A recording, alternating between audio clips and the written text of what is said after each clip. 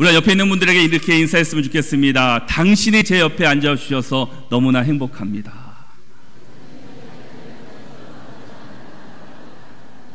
행복하시죠?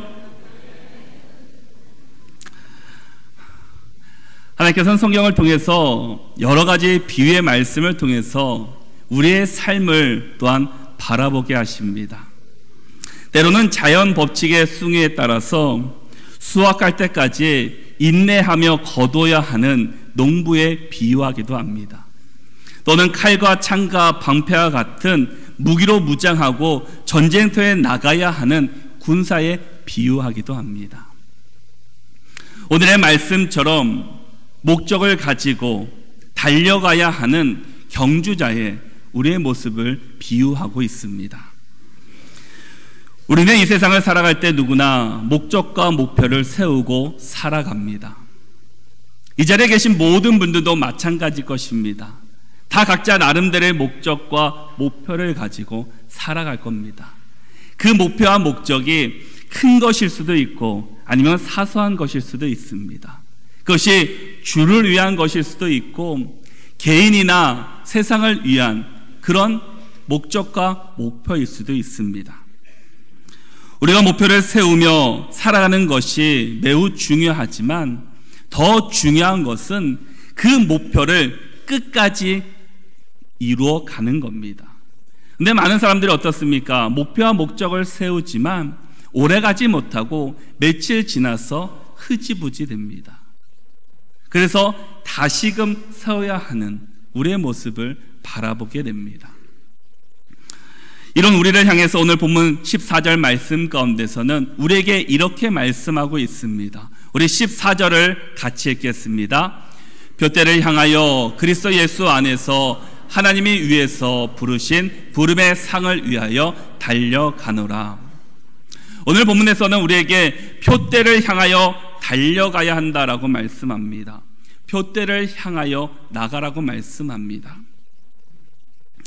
바로 우리는 하나님이 예비해 주신 그 둯대를 향하여 달려가야 하는 사람들입니다. 그 둯대를 향하여 달려가야 하는 우리가 과연 어떠한 마음을 가지고 어떠한 자세를 가지고 우리가 살아가야 할까요? 오늘 본문 가운데서는 그것을 우리에게 말씀해 주고 있습니다. 우리 12절 말씀을 함께 읽도록 하겠습니다. 함께 읽겠습니다. 내가 이미 얻었다 함도 아니요 온전히 이루었다 함도 아니라 오직 내가 그리스도 예수께 잡힌 바 된 그것을 잡으려고 달려가노라. 아멘.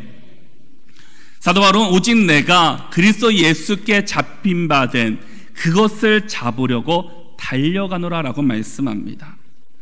과연 무엇을 잡으려고 달려가고 있습니까?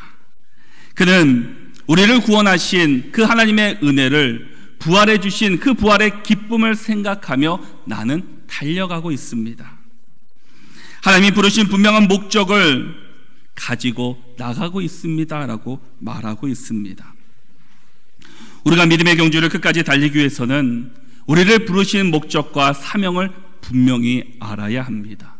사도 바울은 바로 그것을 알았습니다.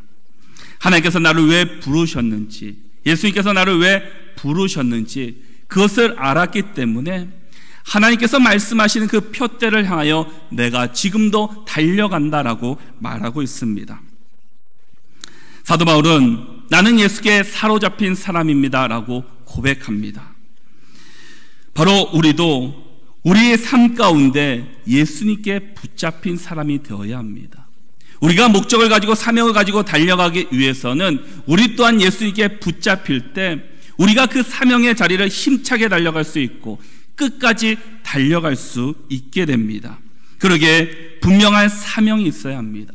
분명한 목적이 있어야 합니다. 나의 삶의 목표를 온전히 하나님께 맞추어 가야 합니다. 그럴 때 우리가 하나님 주신 사명을 감당할 수 있고 그 사명을 위해서 우리는 싸워 나갈 수 있습니다. 하나님께서 여러분에게 주신 사명은 무엇입니까? 여러분에게 주신 목적은 과연 무엇입니까? 그것을 위해 달려가고 계십니까? 그것을 바라보며 지금도 뛰어가고 있습니까? 하나님은 우리 한 사람 한 사람을 부르셨습니다. 붙잡아 주셨습니다. 우리 모두가 하나님께 붙잡혀 살기를 원하고 있습니다. 사도 바울이 죽을 고비를 수없이 넘기면서 복음을 전할 수 있었던 이유가 과연 무엇이겠습니까? 그는 예수님께 붙잡혔기 때문입니다. 그렇기 때문에 그가 죽을 고비를 수없이 넘기면서도, 매를 맞으면서도 그것을 포기하지 않고 끝까지 달려갈 수 있었습니다. 만약에 사도 바울이 하나님의 목적의 사명이 아니라 자신의 개인적인 이익과 목적과 명예와 권력을 이루려고 전도의 사명을 감당했다면 1차 전도 여행하고 그 사명은 끝이 났을 겁니다. 2차, 3차 전도 여행은 우리가 듣지도 못했을 겁니다. 사도 바울이 그 힘든 가운데서도 할 수 있었던 것은 나를 부르신 하나님의 은혜가 있었기 때문에, 나를 부르신 하나님의 사명이 있었기 때문에 그는 그 놀라운 사명을 감당할 수 있게 되었다라는 겁니다. 사도 바울은 예수님이 누구신지를 분명히 알았습니다. 예수님이 어떠한 분이신지를 분명히 깨달았던 사람입니다. 오늘 보면 10절에서 12절 말씀 가운데 우리에게 그것을 말씀해 주고 있습니다. 우리 함께 10절에서 12절 말씀을 함께 읽겠습니다. 내가 그리스도와 그 부활의 권능과 그 고난에 참여함을 알고자 하여 그의 죽으심을 본받아 어떻게 해서든지 죽은 자 가운데서 부활에 이르려 하노니 내가 이미 얻었다함도 아니요 온전히 이루었다함도 아니라 오직 내가 그리스도 예수께 잡힌 바 된 그것을 잡으려고 달려가노라. 아멘.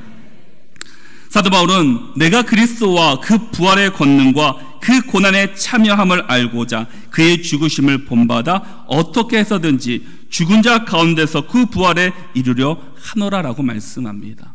이것을 알았기 때문에, 하나님의 은혜와 부활의 역사를 알았기 때문에 사도 바울은 나는 지금 그것을 잡기 위해 달려간다라고 말씀하고 있습니다. 사도 바울은 그리스도 예수께 잡힌 바 되었다라고 말씀합니다. 우리가 아는 것처럼 사도 바울은 예수님을 믿는 사람들을 핍박하고 잡아다가 옥에 가두는 일을 했던 사람입니다. 그런데 어느 날 다메섹 도상에서 예수님의 음성을 듣습니다.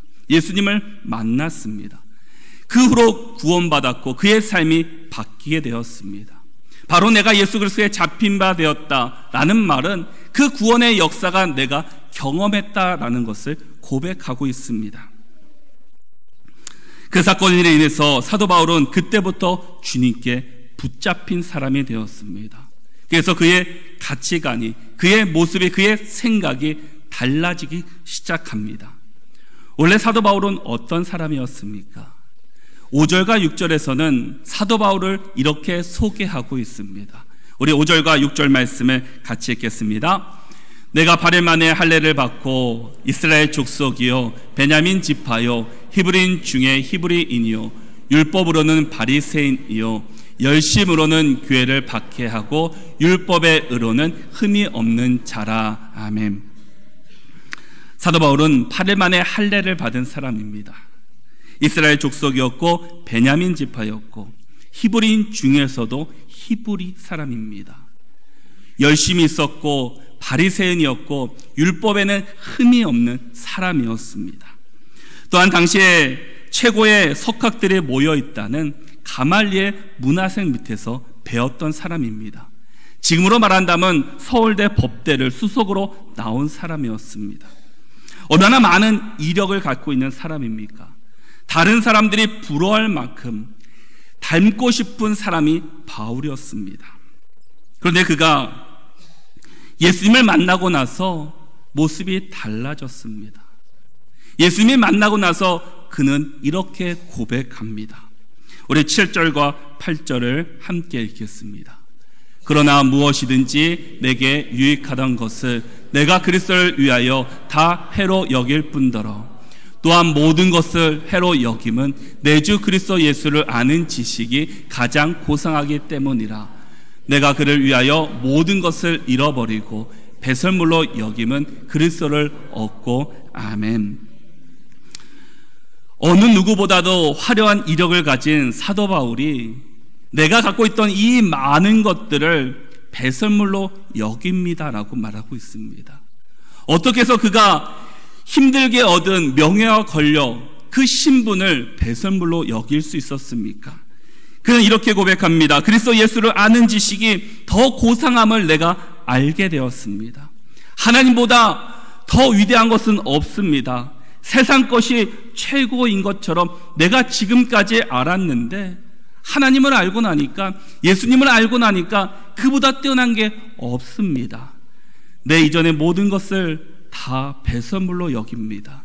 나는 지금부터 오직 예수 그리스도, 십자가만 바라보고 살아가겠습니다 라고 그는 고백하고 있습니다. 우리의 믿음이 이런 믿음이 되시기를 바랍니다.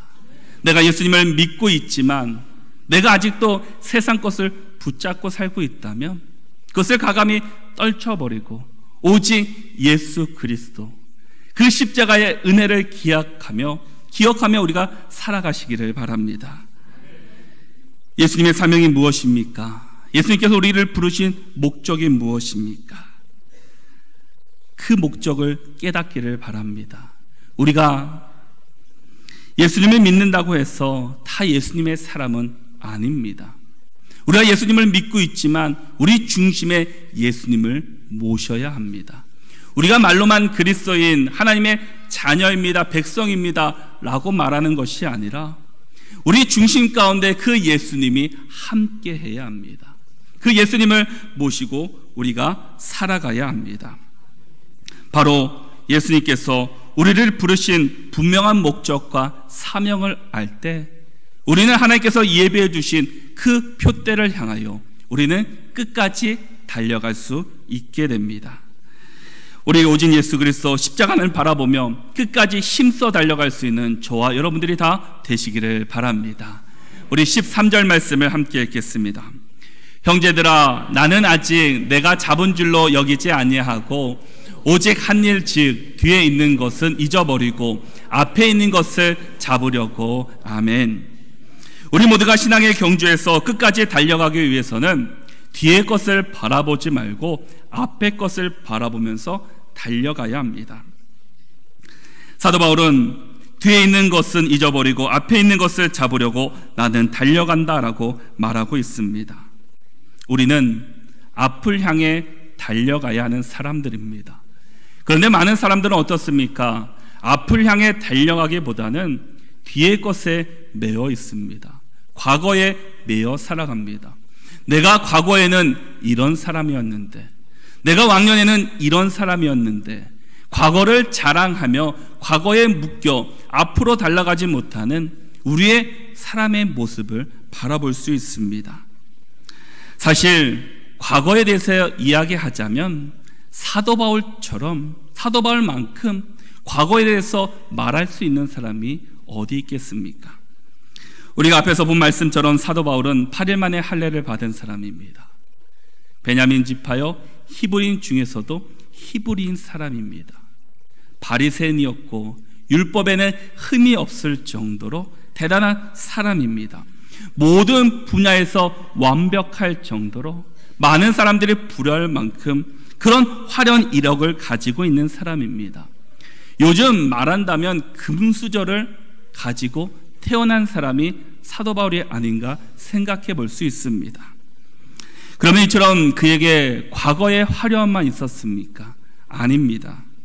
그는 과거에 수없이 많은 믿는 사람들을 붙잡아서 옥에 가두었던 사람입니다. 단지 그리스도를 믿는다는 이유로 옥에 가두었던, 그 일을 했던 사람이 바로 바울이었습니다. 심지어는 신실한 일꾼이었던 그 집사 스데반 집사를 죽인 사람이 바로 바울입니다. 과거의 영광과 함께 과거의 부끄러운 과거를 가진 사람이 바로 바울이었습니다. 그러나 그는 지금 이렇게 고백하고 있습니다. 나는 과거에 매이지 않고 앞을 바라보며 달려가겠습니다. 앞을 향해 내가 달려가겠습니다 라고 고백하고 있습니다. 혹시 우리 가운데 이런 모습을 갖고 있는 분들이 계시지는 않으십니까? 과거의 영광으로 말미암아 과거에 매여 있는 분들, 과거의 실패와 아픔으로 인해서 앞을 향해 나가지 못하는 우리의 연약한 모습을 혹시 발견해 보지 않으십니까? 예수님은 어땠습니까? 예수님은 들에서 말씀을 전하시다가 먹을 것이 없어 줄인 사람들에게 배불리 먹이셨습니다. 병들어 아파 있는 사람들에게 다가가셔서 그들을 고쳐주셨습니다. 죽은 자를 살리셨습니다. 얼마나 큰 영광이 받을 수 있는 모습입니까? 그러나 예수님은 그렇게 하지 않으셨습니다.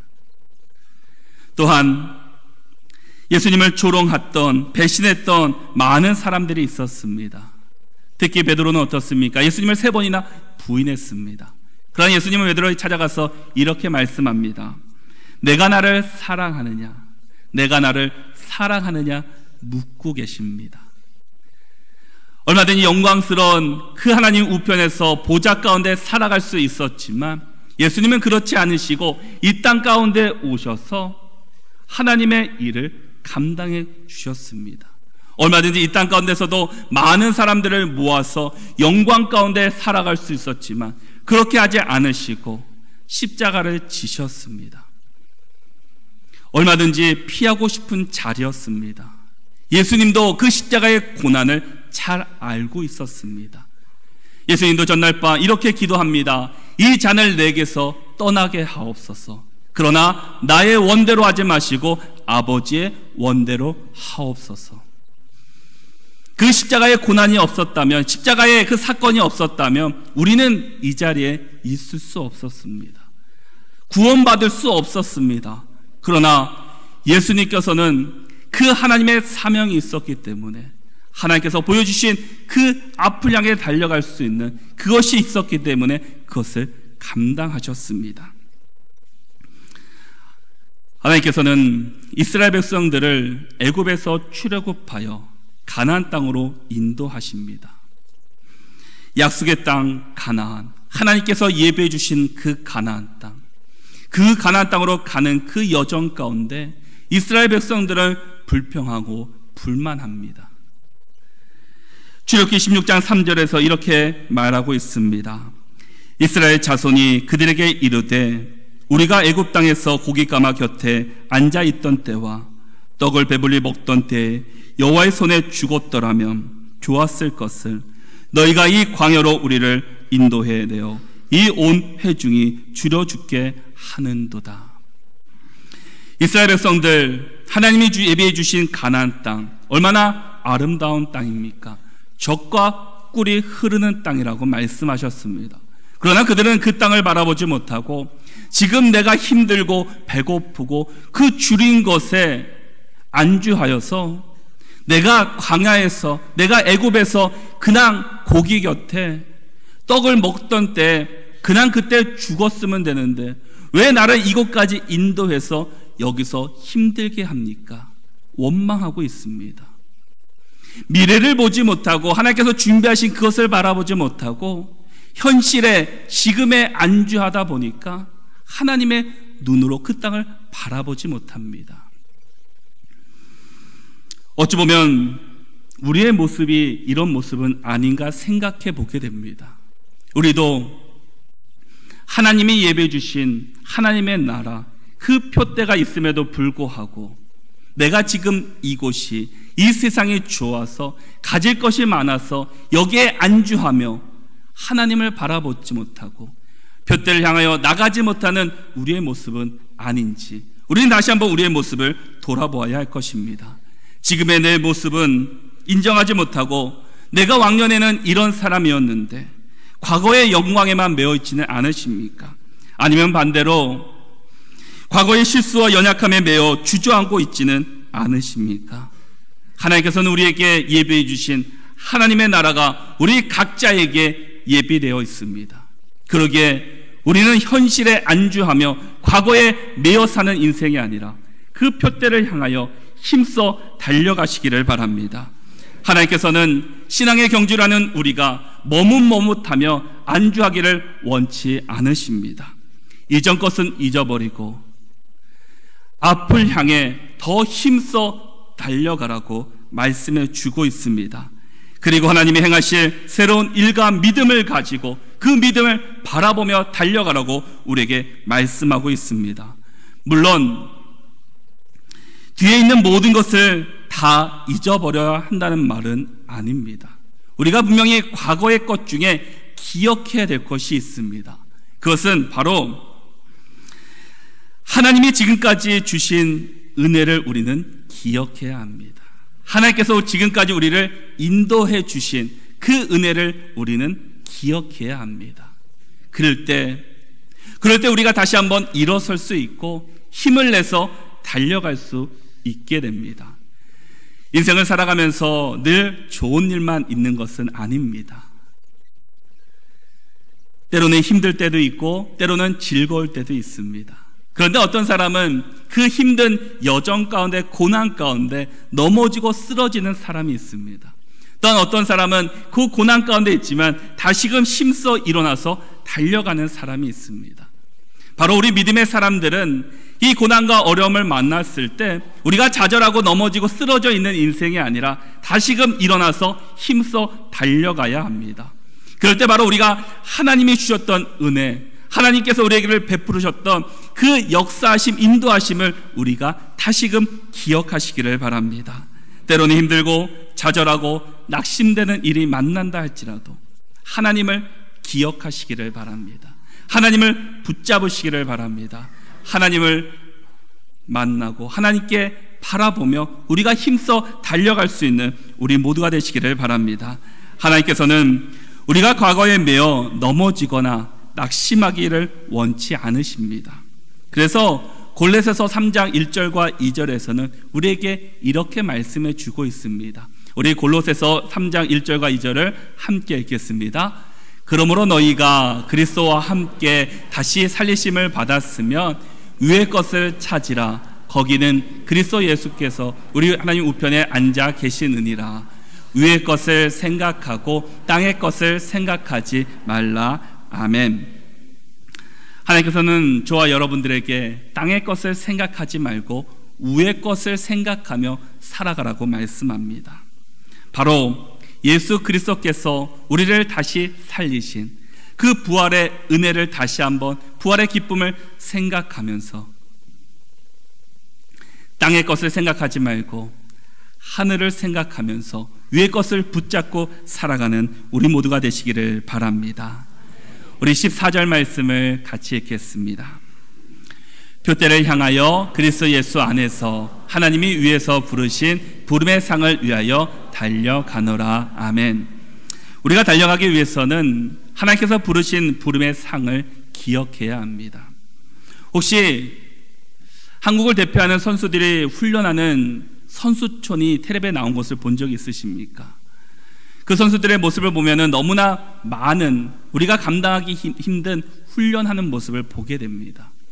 여기 있는 선수들은 한국에서 1등뿐만 아니라 세계에서도 1등하는 선수들이 있습니다. 나이는 대부분 20살 대 선수들입니다.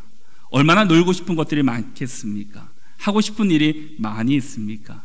그럼에도 불구하고 그들이 그 삶을 포기하고 왜 훈련에 매진합니까? 오직 하나였습니다.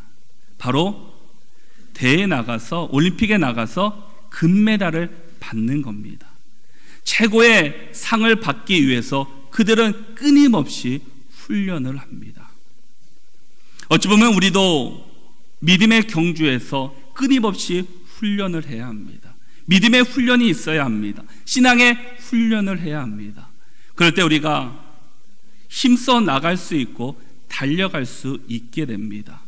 우리가 끝까지 달리기 위해서 우리는 분명히 하나님이 우리를 위해서 예배해 주신 생명의 면류관, 의의 면류관, 영광의 면류관을 바라보면서 달려가시기를 바랍니다. 혹시 여기 가운데 마라톤을 하시는 분들이 계십니까? 이 마라톤 경기는 42.195km를 뛰는 경기입니다. 매우 힘든 경기입니다. 세계적인 선수들을 보면은 100m를 거의 20대 이내로 꾸준히 달려야지 세계에서 그 높은 성적을 거둘 수 있다고 합니다. 그런데 마라톤 하다 보면은 두 번의 가장 힘든 그들이 말하는 사점이라는 것이 있다고 합니다. 그 초반에 10km 그리고 후반부에 37km 지점이 바로 사점이라고 합니다. 그래서 많은 사람들이 그곳에서 포기한다고 합니다. 그런데 어떤 선수에게 이렇게 물었습니다. 그러면 당신은 어떻게 그 지점을 통과하십니까? 그랬더니 이렇게 대답을 했다고 합니다. 저는 그 지점을 지날 때마다, 힘들 때마다 먼저 가족을 생각합니다. 그리고 부모님을 생각합니다. 그리고 결승점을 1등으로 통과해서 가장 높은 곳에 자신이 서 있는 그 모습을 생각하면서 그것을 달려갑니다라고 이야기를 합니다. 많은 사람들이 우리의 신앙의 모습을, 신앙생활을 마라톤에 비교합니다. 우리의 신앙생활을 할 때도 때로는 힘든 때를 만날 때가 있습니다. 누구나 그 지점을 통과합니다. 그 지점을 통과할 때 과연 우리는 무엇을 생각해야겠습니까? 어떤 힘으로 그 지점을 통과하시렵니까? 우리는 바로 하나님께서 우리에게 예배해 주신 그 부름의 상을 위하여서 그 표대를 향하여 달려가기를 바랍니다. 그것을 바라보면서 그 지점을 통과하시기를 바랍니다. 그래서 우리 모두가 그 마지막 때에 그 의의 면류관, 생명의 면류관, 영광의 면류관을 다 받을 수 있는 저와 여러분들이 되시기를 바랍니다. 사도 바울은 마지막 유언으로 디모데후서 4장 7절과 8절에서 이렇게 말씀하고 있습니다. 바로 그는 내가 예수님을 믿기 전에는, 만나기 이전에는 모든 것을 배설물로 여기고 내가 주님만 바라보고 달려갔습니다. 내가 이렇게 달려갈 수 있었던 이유를 이렇게 고백하고 있습니다. 디모데후서 4장 7절과 8절의 말씀을 함께 읽어보겠습니다. 나는 선한 싸움을 싸우고 나의 달려갈 길을 마치고 믿음을 지켰으니 이제 후로는 나를 위하여 의의 면류관이 예비되었으므로 주 곧 의로우신 재판장이 그날에 내게 주실 것이며 내게만 아니라 주의 나타나심을 사모하는 모든 자에게 노니라. 아멘. 무엇을 바라보며 달려갑니까? 이제 후로는 나를 위하여 의의 면류관이 예비되었다. 그 나를 위하여 준비되었던 그 의의 면류관을 바라보며 나는 달려갑니다. 그러기에 내가 지금까지 쌓았던, 내가 과거의 그 영광을 다 버리고 내가 바로 주님을 붙잡고 나갈 수 있습니다 라고 그는 고백하고 있습니다. 사도 바울은 때로는 힘들고 어려울 때가 얼마나 많이 있었겠습니까? 그 또한 사람인지라 과거의 영광을 왜 생각하지 않았겠습니까? 그러나 그럼에도 불구하고 나갈 수 있었던 것은 바로 의의 면류관이 나에게 예비되었음을 확신히 알았기 때문이었습니다. 배가 앞으로 전진하기 위해서는 힘써 노를 저어야 합니다. 그런데 노를 젓지 않고 있으면 배는 어떻게 될까요? 가만히 머물러 있는 것이 아니라 뒤로 밀려가게 됩니다. 어찌 보면 우리의 신앙도 마찬가지입니다. 우리의 신앙도 가만히 있으면 나의 신앙이 지금처럼 유지되는 것 같지만 그러지 않고 뒤로 점점점 믿음이 약해집니다. 그래서 베드로전서 5장 8절에서는 우리에게 이렇게 말씀하고 있습니다. 근신하라 깨어라 너희 대적 마귀가 우는 사자같이 두루 다니며 삼킬 자를 찾나니. 마귀는 지금도 우리를 유혹하려고 삼키려고 찾고 있습니다. 마귀가 제일 싫어하는 것이 무엇입니까? 예수님께 힘써 나가는 것을 싫어합니다. 우리가 어떻게 해서든지 중간에 포기하기를 원하고 있습니다. 우리가 현재만 안주하고 만족하는 것이 아니라 우리의 신앙이 지금에 머물러 있는 것이 아니라 우리 신앙을 더 힘써서 앞으로 더 힘써 전진해 나갈 수 있는 저와 여러분들 되시기를 바랍니다. 사도 바울이 죽을 고비를 수차례 넘기면서도 곳곳에서 다니며 복음을 전할 수 있었던 이유는 바로 그에게 예비되어 주신, 하나님이 그에게 주신 사명과 그 면류관이 예비되었음을 알았기 때문입니다. 우리도 앞으로 하나님께서 예비해 주신 그 면류관을 받기까지 몇 년을 더 뛰어야 하고 수고해야 될지 그것은 아무도 모릅니다. 그러나 우리는 중요한 것은 포기하지 말아야 합니다. 끝까지 달려가야 합니다. 우리가 힘써 달려갈 때 하나님께서 기뻐하시고 하나님께서는 우리를 만나 주십니다. 올림픽 선수 가운데 가장 큰 박수갈채를 받은 사람이 있었습니다. 1등을 해서 박수갈채를 받은 것이 아니라 꼴등을 했음에도 불구하고 그는 박수를 받았습니다. 올림픽 마지막 경기였던 마라톤을 하는 가운데 그가 달리다가 그만 15km 지점에서 그만 넘어졌습니다. 몸 곳곳에 부상을 입었습니다. 더 이상 뛸 수 없는 상황이 되었습니다. 그러나 그는 다시금 일어나서 뛰게 됩니다. 다른 사람들이 다 그를 앞서 지나갑니다. 모든 사람이 다 결승점에 통과했지만 그는 보이지 않았습니다. 시간이 한참 지났습니다. 처음 본 발치에서 한 사람이 뛰어오고 있었습니다. 바로 이 사람이었습니다. 몸에는 피가 범벅되었습니다. 곧 쓰러질 것만 같은 모습이었습니다. 그러나 그는 끝까지 달려 결승점을 통과했고 그곳에 쓰러졌습니다. 많은 기자들이 그에게 달려와서 이렇게 물었습니다. 어차피 꼴찌라는 것을 알았을 텐데 왜 끝까지 이렇게 힘들며 피 흘리며 달려오셨습니까? 그는 이렇게 대답합니다. 나의 조국은 나를 믿고 먼 이곳까지 나를 보냈습니다.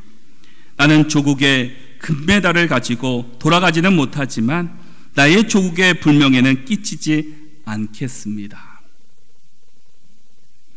우리는 어떻습니까?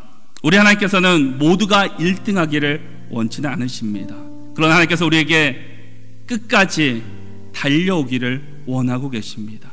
때로는 힘들고 어렵고 때로는 좌절하고 넘어질지라도 마지막 그 의의 면류관 하나님의 나라에 우리 모두가 들어오기를 원하고 계십니까? 우리는 아직 달려갈 길이 많이 남았습니다. 더 열심히 힘써 달려가야 합니다. 그러기 위해서는 먼저 우리가 다시 한번 하나님께서 나를 부르신 그 사명 목적을 깨닫기 바랍니다. 그리고 과거의 그 영광에만 실패에만 묶여 사는 것이 아니라 하나님께서 예비해 주신 그 하나님의 나라, 그 영광스러운 보좌를 바라보며 나가시기를 바랍니다. 그 보좌에는 의의 면류관이, 생명의 면류관이, 영광의 면류관이 우리를 예비하고 계십니다. 여기에 계신 모든 분들이 그 면류관을 다 받기를 바랍니다. 그걸 위해서 우리가 힘써 끝까지 달려가시고, 그래서 우리 모두가 다시금 하나님의 나라에서 만나서 하나님의 영광을 누릴 수 있는 저와 여러분들이 되시기를 바랍니다. 우리 모두가 우리를 위해 예비하신 하나님의 나라를 소망하며 끝까지 달려 승리하는 우리 모두가 다 되시기를 바랍니다. 우리 함께 찬양하겠습니다. 주는 완전합니다. 주여 우린 연약합니다. 주여 우린 연약합니다. 우리 모두는 힘겨워합니다. 주 뜻 이루며 살기에 부족합니다. 우린 연약합니다. 주여 우린 넘어집니다. 주여 우린 넘어집니다.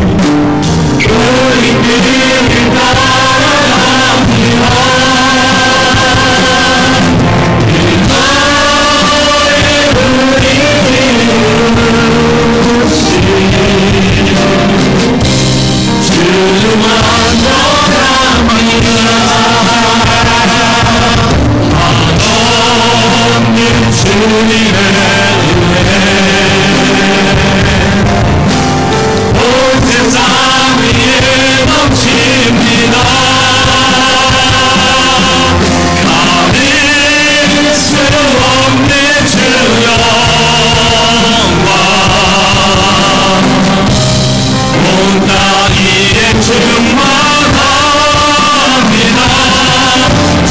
주님만이 길로니. 아멘. 우리 길 따라갑니다. 그날에 우리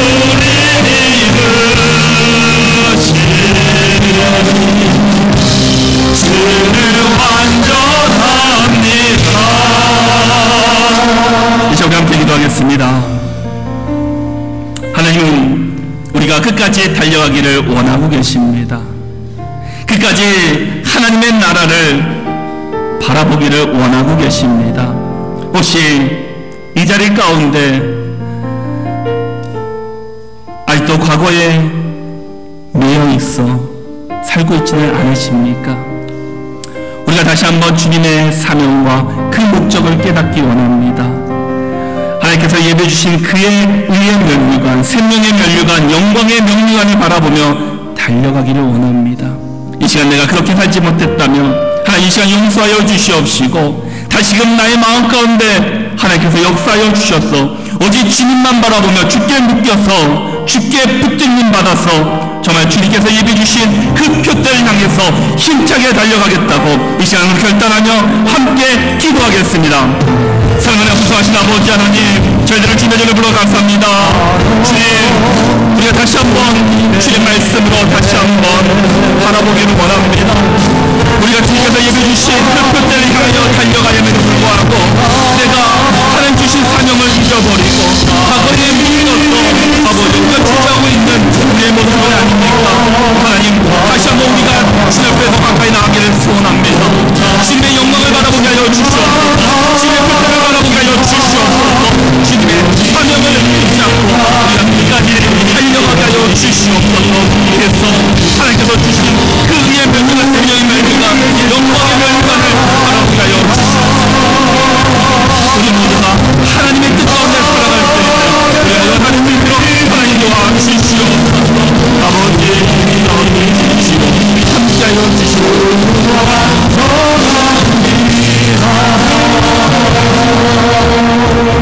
사랑하는 구성하신 아버지 하나님, 저녁 가운데 말씀으로 함께하여 주시니 감사를 드립니다. 주의 말씀처럼 끝까지 달려가야 하는데 우리가 지금 현실에 안주하며 머물러 있었던 우리의 모습을 다시 한번 돌아보게 됩니다.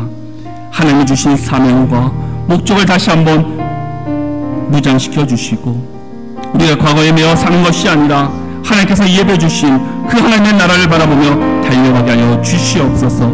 그래서 우리 모두가 의의 면류관, 생명의 면류관, 영광의 면류관을 다 받아 누릴 수 있는 믿음의 사람들이 될 수 있도록 함께하여 주시옵소서. 그래서 한 주간도 말씀 따라 살게 하여 주시고 말씀 붙들고 살아갈 수 있는 믿음의 한 주간이 될 수 있도록 역사하여 주옵소서.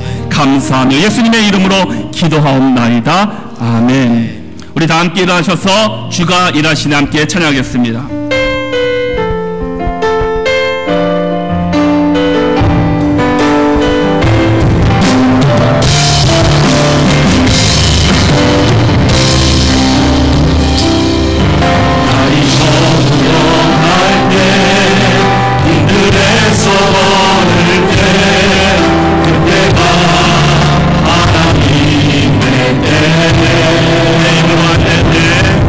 내 힘으로 안 돼.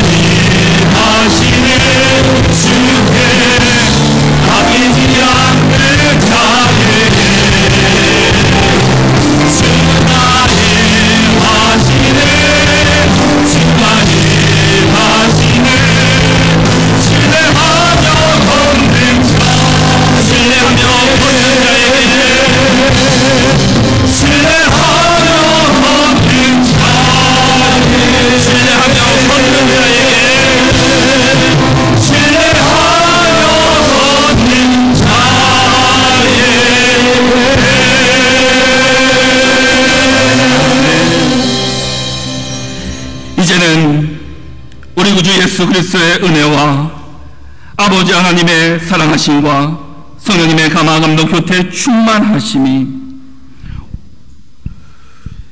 표대를 향하여 오직 주의 말씀 붙들고 살기로 결단하는 성도들 머리 위에와 우리의 심령과 우리의 가정과 직장, 사업장 위에, 우리 중정교회 위에, 우리가 또 품고 있는 VIP 위에, 우리나라와 한국교회를 위해, 또한 목회 연구 주간을 보내고 계시는 담임 목사님의 모든 일정 위에 영원토록 함께 하시기를 축원하옵나이다.